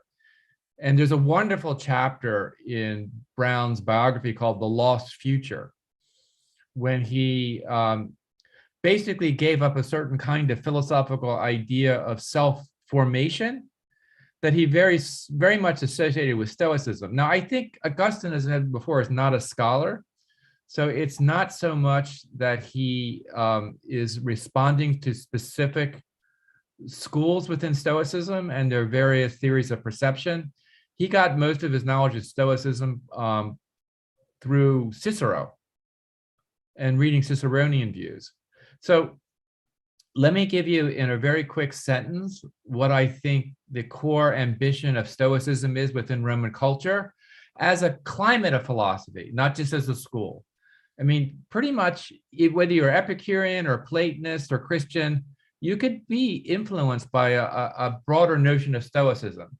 So Stoicism is really the idea that not much in the way, nothing external to you is under your control. What is under your control is what is most important to have under your control, your virtue. So your worth so the most important thing about you is actually an expression of your own will and personality. Now, this is going to be particularly appealing in a culture where most people's experience of institutional power is arbitrary. So Stoics will say, it doesn't matter whether you're a saint or an emperor, whether you're Epictetus or Marcus Aurelius. If you're practicing the philosophy right, all that matters is interior cultivation of your virtuous psyche. Of course, Augustine is interested in this. He finds it appealing. But the problem he comes to see in it is that when we cultivate virtue in that manner, we are defining ourselves against other people. They become basically external occasions for our own virtue. What it rules out are concerns for other people's happiness to such a degree that I might value another person's happiness as well as my own, which means that I'm liable to feel sorrow when that person feels difficulties, sickness, death, other kinds of sorrow-making possibilities. And so basically what he came to understand is that, or to think that it's better to have a broken heart than one that's secure but empty. So so his criticism of Stoicism is actually a big theme in his work, especially certainly in the City of God, right? Because he's dealing with Rome falls to Alaric and the Ostrogoths in 410. He's got a bunch of Romans pouring into North Africa. A lot of the educated ones are saying, Christianity really is awful because it doesn't protect people. The City of God is an answer to that, a rather long answer, but part of his answer is you can't live in such a way that you feel 100% protected all the time. Sometimes you have to venture attachments that are going to make you liable to sadness. That's not very Stoic. The Stoic view is like, well, yeah, bad things happen. And see, the Stoics aren't just selfish. Their intuition is, I'm not going to lay my problems on you, and you don't lay your problems on me, and we'll work it out in our separate psyches and our perfect cultivation of virtue. I tried that too, up until I was about 18. And then it just didn't, and then I'm like, it doesn't make sense. I can't do it. I mean, so Augustine eventually came to that realization too. And I went to Augustine, I'm like, yep, that's right, yep. The heart is just, you either develop its intelligence or you bury it. And the security option is to bury it, but the living option is to share it. And so I think that's really where, and then a short answer about his view of paganism. Pagan notions of providence, I think from his point of view, were far too mechanical. So his objection to astrology is it's bad science, as opposed to imaginative religion. And as bad science, it's bad because it really misconstrues what is the governing force in the universe. And the governing force in the universe is actually trying to bring about the transformation of intelligent beings into self-knowing beings who feel that they belong in the created universe, which is for Augustine, a cosmos, the Greek word for beauty. So his objection to paganism is that it's not intellectual pagans pay too little attention to the importance of liturgy, how you imagine your relationship to the broader rhythms of divine and human together. It's more a matter of, what do I do to win that speaking contest? And, what animal do I have to kill? It's like, that's for Augustine. I mean, what he says to pagan intellectuals is, you guys don't believe this either. You just pretend it's not important, but it is important. So he said, like, look, if you're a Platonist in his day and you're not a Christian, you don't understand Platonism.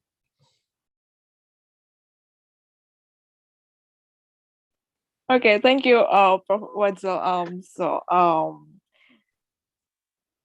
Speaking of Augustine, I'm sorry, I'll leave it maybe show about. I just wrote a book about Augustine in Indonesia. Because congratulations, that's great. Thank you.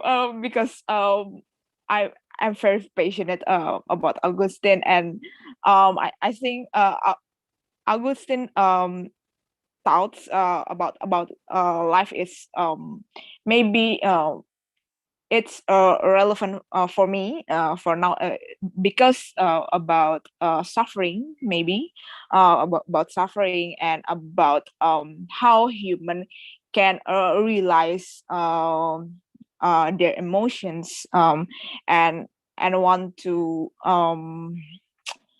release it Yes. to something divine or to God, especially. I have a thought about that. So Okay. in Indonesia, I'm Indonesia and in Indonesia, and I always mention about Augustine. And because it's very interesting. So because her sorry his sexual life and his struggle about sin, I think it's still relate about the human nature, human condition. I think that's my thought about Augustine. Thank you so much, Professor. I'm so glad to meet you. Well, thank you. I'm very glad to meet you. And I'm going to have to learn Indonesian so I can read your book. Okay, thank you. Maybe we can get it translated. I should learn Indonesian anyway. You guys have inspired me to learn Indonesian. I feel I feel humbled how like you've learned the language I speak. I need to learn your language. So I got to figure out a way to get some Indonesian lessons. Thank you. Thank you. Thank you, Prof. James. Maybe I translate a bit about that way because nowadays, Prof. James, other than Augustine, Stoicism also is on the rise in Indonesia. So a lot of people try to mingle with the idea of, I think we could say, a more public understanding of Stoicisms like Pigliucci's translations and stuff like that. It already translated in Indonesia at the same time. Right. So I think that's important also to talk about it a bit. Jadi teman-teman, kritik Agustinus kepada Stoikisme itu menarik gitu ya. Karena Stoikisme punya ide yang tadi ya, masa lalu, masalah gue gitu. Jadi gitu, kata Prof. James, itu saya dulu begitu, tapi sampai umur 18 tahun akhirnya saya berhenti gitu. Itu jadi menarik gitu. Jadi Stoicisme itu meliankan sosok lainnya gitu loh. Orang-orang lain di sekitar kita. Orang lain itu sebenarnya jadi tanda kutip masalah lah buat kita kalau buat Stoikisme. Itu kan nggak baik ya. Lebih baik untuk punya bagian yang rusak gitu ya dan indah kalau kata Prof. James tadi. Itu hal yang menarik banget sih. Dan kalau tadi astrologi apa ya? Intinya astrologi itu punya ide yang salah soal bagaimana cara dunia yang bekerja sih. Sederhananya begitu. Jadi itu. Prof. James, now I'll let Abel, my other colleague from Boston College. You want to ask something, Abel? Yes. First of all, thank you, Professor Jim, for your explanation or on your journey also in this intellectual work. I'm Abel from Indonesia, and I'm doing now my second theology degree in Boston University, not Boston College. And I was interested in analytic and philosophy and philosophy and theology, but until I knew James K. Smith from Villanova, I turned to continental and postmodern philosophy. So now I'm working on intersection between postmodern philosophy, constructive theology, and probably eco-ethics. Last couple of years, I see, and this is my question, last couple of years, I see that there is a race of discussion on ecological issue, sustainability, on catastrophe, and also both in theology, religious studies, and philosophy or religion.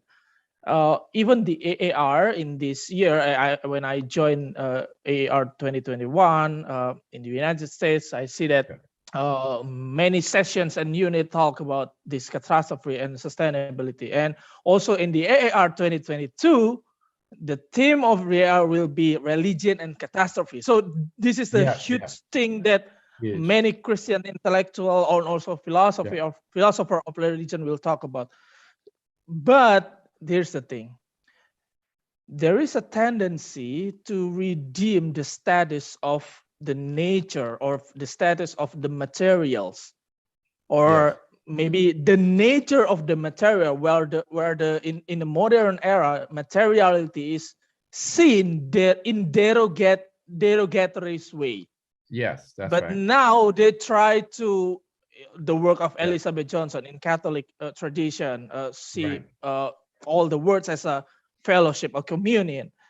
But in Augustine, and I see Catherine Keller, Calvin McKendrick, all the eco-theologians will see Augustine as a thinker that see nature is not as important, and it entices human to do Yeah. bad things because of human desire. And I read in your book about the Augustine and virtue in 1992. There is a chapter you talk about the connection between reason and also desire, and when reason can overcome desire, it represents the virtue. So I came from theology, but maybe we can talk about philosophy way, and you can give me like advice when I want to read again Augustine. How can Augustine scholar can speak about eco-theologian not in derogatory way as a modern thinker does? It is important question for me because I have two reasons. First, I came from Augustine and Calvinistic tradition. Right. So I have to know myself whether I can join in this discussion as a Calvinistic theologian. And the second thing is that I want to look for possibility to read Augustine in the constructive and post-colonial way, if I can, or if there is a possibility to do it. So anyway, thank you for your availability to be a resource person for us. I will reach out to you to email, and this Christmas I will be at Philadelphia visiting my friend studying at Villanova University, PhD studies, Perdian Tumanan. If you know it, maybe we can meet. But I would, there's Abel, let me know when you're here. We'll go out for coffee. Yeah. We'll talk about cool. theology. Oh, cool. Thank you. Yeah, Thank you I'll be around. much. Yeah. I mean, I live in Bryn Mawr. So what do you think on this? That's a lot. Do you know David DeCosimo? So you did work at BU? Yes. He's a good friend of mine. Oh, yeah. He's my advisor. Okay. Well, tell him you tell him we talked. No, we're very. Yeah. No. I know him well. Okay. And I was actually one of the external reviewers for his tenure case. Oh, wow. No, I know him well. He's brilliant. Wow. Yeah. The word is small. Okay, it is. And I also know Carmen McKendrick really well on that list of people that you mentioned. So let me give you like just two quick things. One, I don't know if I try so hard to expropriate Augustine to fight colonialism and ecological devastation. It's not so much he's going to magically be seen to be supporting those causes underneath his world weariness. It's just more a matter of like, we need to tell more sophisticated histories of how we've gotten to have the concerns we have. I think a big one, and I've hinted at it a couple of times, is stop treating him like he was a European. He was African. That actually means something. That's not going to solve all problems, but he knows what it's like to be a colonial subject. He does, right? So there's a we need to tell more inclusive, more perceptive histories, whether of theology, philosophy, political thought. But here's the more abstract idea that I really wanted to share with you. In book 12 of the Confessions, Augustine does something quite remarkable. He talks about materiality, which he finally says is mutabilitas, the ability to change, as sacred. Before he had, so it's there's a theme within Western thought that the materiality of that which is less valuable, virtuous than the form that it gets from an imposing will. So you have creation ex nihilo. It's not actually the creation of matter and then a controlling will shapes it into something that human beings wreck and God tries to fix. It's really the idea, this is what he entertains in book 12, is that there is always a play within the created order between formation and loss of form in order to allow transformation. And so there's a side to an Augustine that is very much ecological in its implications. What he will tell you is not how to be ecological. He will tell you about what the resistances are to that kind of thinking. Okay, third point, not really about Augustine, but it's something that's really shaped my own perspective for the past 10 years. Partly it came out of teaching in a prison and recognizing just how much the human ecology of the culture was very problematic, to say the least. But partly it's my sense that, I'll be straightforward because I don't want to go on and on about this. Capitalism is a bad religion. It's a very bad religion. And it lacks the conception of providence. And until we can recognize that we need a conception of providence, we're going to continue to have this weird notion of economic order where our highest values are not economical. It makes zero sense humanly to say that the values of love, friendship, and compassion have no economic values, and yet they're the highest value. Well, then if that's what you believe, there's something desperately wrong with your economy. I think we need to look carefully at how we think about economies and not basic, and this is also where a bad scientism kind of takes hold, where we give the notion of economy over to a class of experts who will tell us in terms that none of us can understand what economies really are, and they'll get Nobel Prizes for doing that.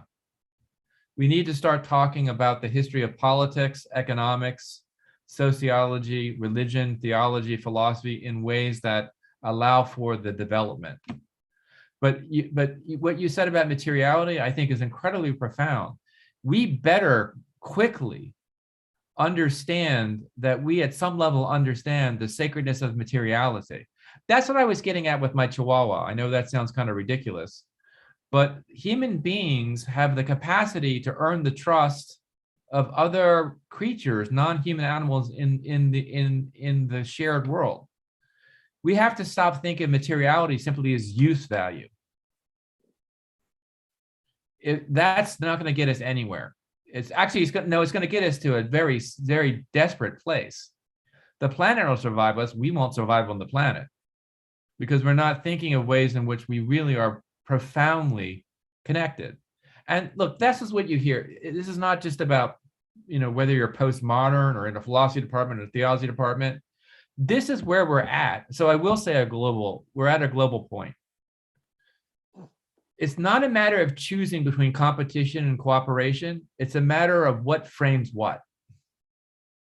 And to frame human cooperation and collaboration within competition is disastrous. To frame competition within a more fundamental will to collaborate is going to be healing. Whatever we can do as teachers to help that realization become more conscious, we ought to do. Can Augustine play a part? Yeah. I mean, insofar as we are beings, we're natural beings, so we have histories. So yeah, we have to understand where we've been. Are we going to come up with some special new philosophy postmodern, or that's going to make people magically realize their connections to one another? No. But the way that we present it, like, this is why I think I'm serious about this, Samuel. I'm serious about all. It is my honor to be here. It is mine, because what you're doing, what you're trying to bring about, is a kind of philosophical practice that assumes an evolving community. you're not, that I really get the feeling that you look out for one another. And that makes all the difference in the world. It makes all the difference in the world in terms of really what philosophical insights are possible. I love intellectual training as much as anybody else. But the mind doesn't tell you anything if it's disconnected from sources of receptivity that really we get from the natural world. And Augustine's weariness with his temporal life, I get it. It's not stupid, but it's also not where I would start as a foundational principle in the 21st century. I mean, what I would say is, like, the university struggles with diversity. Those are at the heart of what it means to entertain higher education. They aren't simply the condition, they're the content of those values.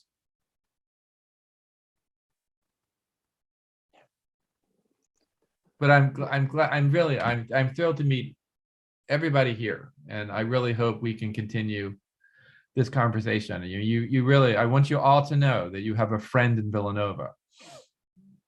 Yeah. Thank you for the answer. I am now inspired by several things I have to look into. And I see that when you talk about Augustine, talk about mutabilitas, and also there's a formation that creates some formations. I think it's connected also with the work of Catherine Keller when she used chaos theory in the face of the deep. And also it connects with the works of McKendrick in this AAR. She works now on fractality using marvelous sets in mathematics. So it's interesting. Thank you very much. There is those connections. I think Catherine Keller is a little too hard on the doctrine of the creation ex nihilo, but I get her point. Thank you. Okay, Abel, I'm looking forward to see you soon. Clear or what? Oops. Okay, so yeah, thank you so much, Prof. James. So yeah, Abel's friends, just like my friends too. Yeah, both of our friends, just like what I said before, Villanova University, Ferdian Tumanen. Maybe Abel will email you later. Okay, thank you, Prof. James. What I said. Any other questions from the audiences? So accidentally, some of us here came from the same religious background, but yeah, we came from the same religious upbringings, and the way I personally learned and philosophizing, a lot of things I questions about my upbringings about that. Yeah, but yeah, of course.